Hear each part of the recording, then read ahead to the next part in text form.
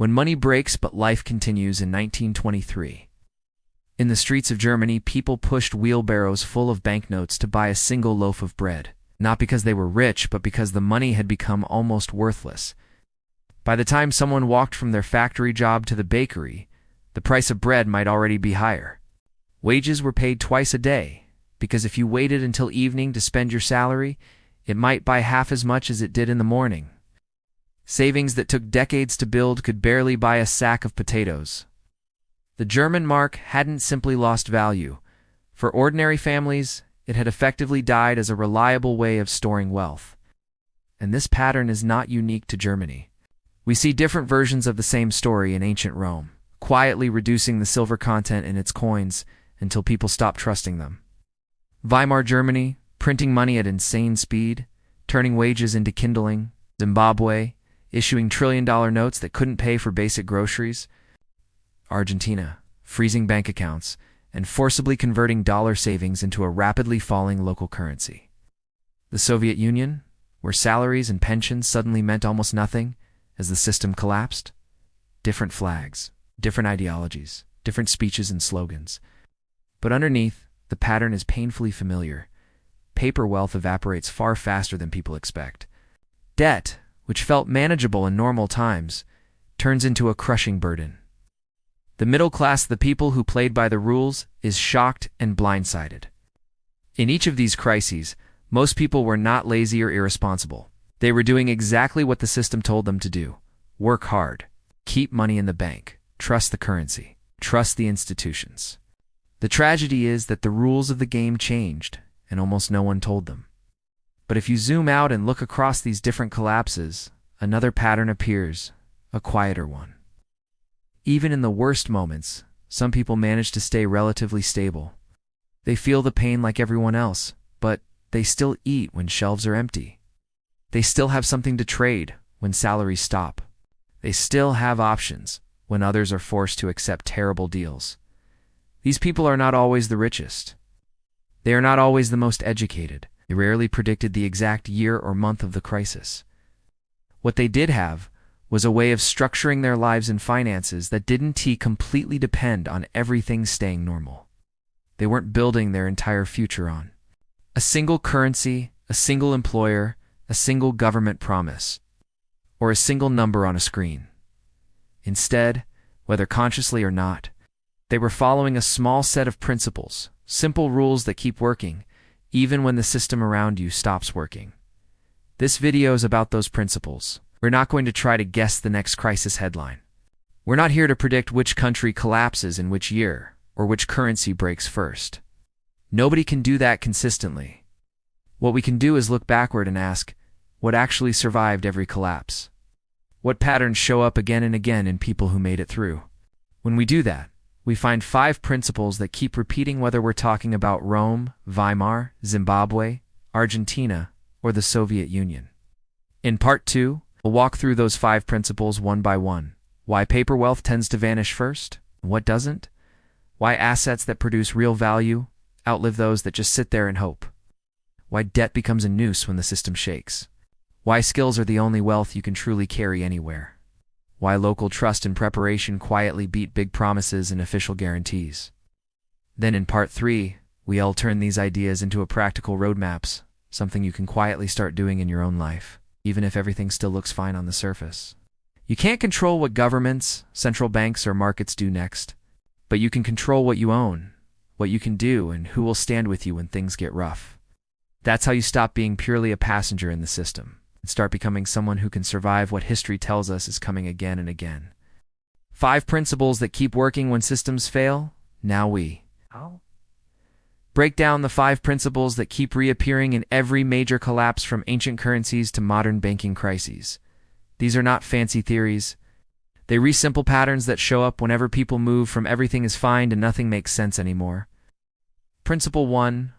Hard assets endure when paper promises fail. Most of what we call wealth today is just a number in someone else's computer. Bank balances, bonds and treasury bills, pension accounts, brokerage statements, all of these are claims promises that someone somewhere owes you something later. In good times, that's fine. The system functions, trust holds, and the numbers behave. But when a currency collapses or a government says we can't pay as promised, those claims can melt away much faster than you think. In hyperinflation, savings still exist on paper, but the currency they're denominated in loses purchasing power so fast that the numbers become meaningless. By contrast, people who own hard, tangible assets are in a different position. Land still grows food. Buildings still shelter people. Machines and tools still produce or repair things. Certain scarce stores of value, like gold, are often accepted even when paper isn't. Hard assets are not bulletproof. They can be taxed or seized. But relying only on paper promises has been disastrous in almost every severe crisis. The lesson is not sell everything and buy land tomorrow. It's don't let 100% of your net worth depend on a single fragile system of promises. Principle 2. Productive assets outlive speculative bets. The second principle. Ask every asset one simple question. Do you actually do something useful? A productive asset is something that reliably creates value. A farm that grows crops. A workshop that repairs vehicles. A small factory that makes basic goods. A rental property that people truly need. A business selling food, medicine, or essential services. A speculative asset mainly exists to be sold later at a higher price. Land bought purely to flip. High-proven stocks or tokens with no real cash flow. Complex financial products you don't fully understand.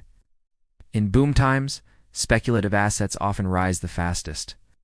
They look exciting. They create screenshots and headlines. In a crisis, buyers disappear. Markets freeze. The exit door gets very small. Productive assets might drop in price too, but they keep functioning. People still need to eat. They still need somewhere to live. They still need to fix things, move around, and stay healthy. That underlying non-negotiable demand is why productive assets show up again and again on the survivor side of history. Principle 3. Debt is leverage in good times. A noose in bad times, debt feels almost invisible when everything is going well. You make your payments. Your income covers your bills. Your assets rise in value. Leverage makes you feel smarter, richer, more successful. Then conditions change. Your income drops. Your business slows. Your asset prices fall. But your monthly payments stay exactly the same. That's the core issue. Debt is rigid. It doesn't automatically adjust when reality changes. In crises, many people break not because they had no assets, but because their obligations stayed fixed while their ability to meet them collapsed. Yes, there are rare moments when inflation erodes the real cost of fixed-rate debt. But building your entire plan around that free lunch is dangerous. Laws change. Interest rates adjust. Lenders protect themselves. People who consistently do better in downturns are usually the ones who kept their consumer debt very low or zero, avoided betting their future on rising prices, and didn't need constant borrowing just to maintain their lifestyle. The principle is straightforward. The more unstable the world looks, the more valuable it is to have low fixed obligations and minimal fragile debt. Principle 4. Skills are the only wealth you can carry anywhere. If you lost your job, your house, and your savings tomorrow, what would you still have? Your skills. The ability to repair things. The ability to grow or cook food. The ability to treat injuries and illness. The ability to teach, organize, or lead. The ability to build and run systems, online or offline. In every big upheaval, people who can do useful things are the ones who manage to rebuild fastest. Skills are portable. They cross borders and currencies. Non-confiscatable. Nobody can freeze them. Inflation-resistant, their value is based on human need, not on a price index. When systems fail, the question, what do you own, becomes less important than how can you help?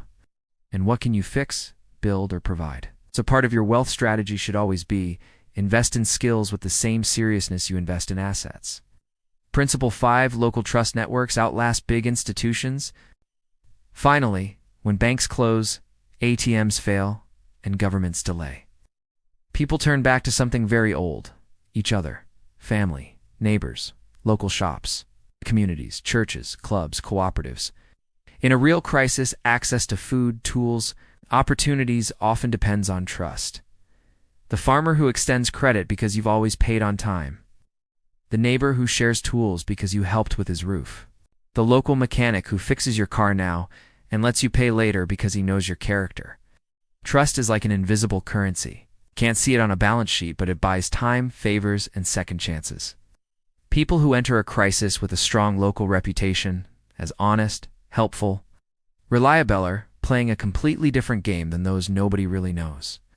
Now that we've seen what survives every collapse, the question becomes, what do I actually do with this? You don't need to predict timelines. You don't need to run away to a bunker. You don't need to live in constant fear. You just need to start shifting your life in a direction that history tends to reward. Think in 3 layers.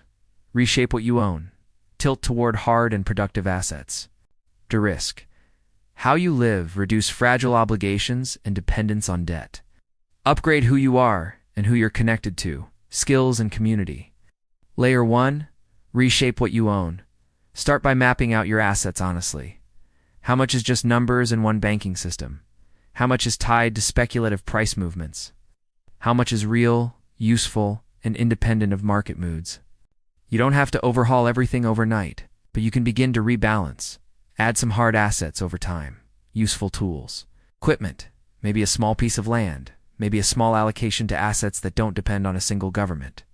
Aim to build or invest in productive assets, a side business, a rental that covers costs even in a downturn, a small workshop, or any activity that creates goods or services people truly need. Before you make big moves, keep asking, if the stock market and my bank app went offline for 6 months, would this still matter? The goal is not maximum profit in a perfect scenario. It's reasonable value in many scenarios, including ugly ones. Layer 2, de-risk. How you live next. Look at your liabilities and lifestyle. What debts are you carrying? What are your fixed monthly costs? How much income do you need just to avoid disaster? Crises hurt most when people are stretched thin, even in good times. Step by step, you can. Attack high-interest consumer debt first. Credit cards, personal loans for non-essentials. These are financial landmines. Be cautious about adding new loans, especially ones for status purchases, not essentials or productive projects. Shift your lifestyle so that you live below your means, not right at the limit. This doesn't mean living miserably. It means being intentional. Fewer expensive habits that don't really matter, more margins so you can breathe when income fluctuates. Use the freed up money to build an emergency buffer. Buy a few key tools or supplies that increase your self-reliance. Invest in your skills, training, or education. You're quietly trading a fragile, high-pressure life for one that can absorb shocks. Layer 3. Upgrade who you are, and who you're connected to. This layer is often the most powerful and the most underrated. 3.1 Treat skills as core assets. Decide that from now on, every year, we'll add at least one meaningful skill that increases your value in the real world. Might be practical skills, basic home repair, cooking with simple ingredients, gardening, car or bike maintenance, basic first aid. Technical skills, coding, digital marketing, design, data analysis, online teaching. Human skills, communication, negotiation, leadership, teaching, conflict resolution. These are not just career moves. In a crisis, they become currency. Each skill you acquire makes you less dependent on one employer, one industry, or one country. 3.2 Build real local trust. Then, look at your social world. Do your neighbors even know your name? Is there anyone in your area you could call for help and who could call you? Are you part of any group that actually does things together in the real world? Start small. Have a friendly conversation with a neighbor.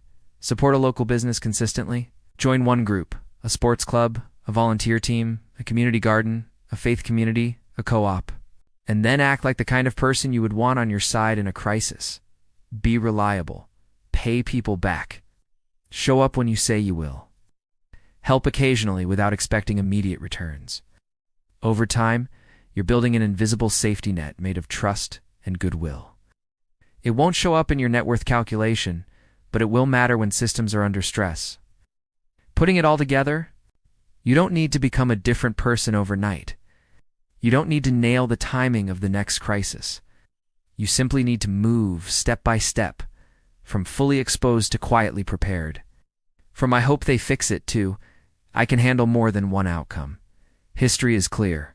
People anchored only in paper promises and heavy debt suffer most when things break.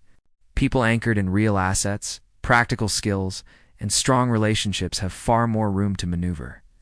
You can't control what central banks or governments do, but you can control what you own, how fragile your lifestyle is, what you're capable of, and who would stand with you if things got rough. Start there. A little action on these principles, taken consistently, will do more to protect your future than any prediction about the next headline ever will.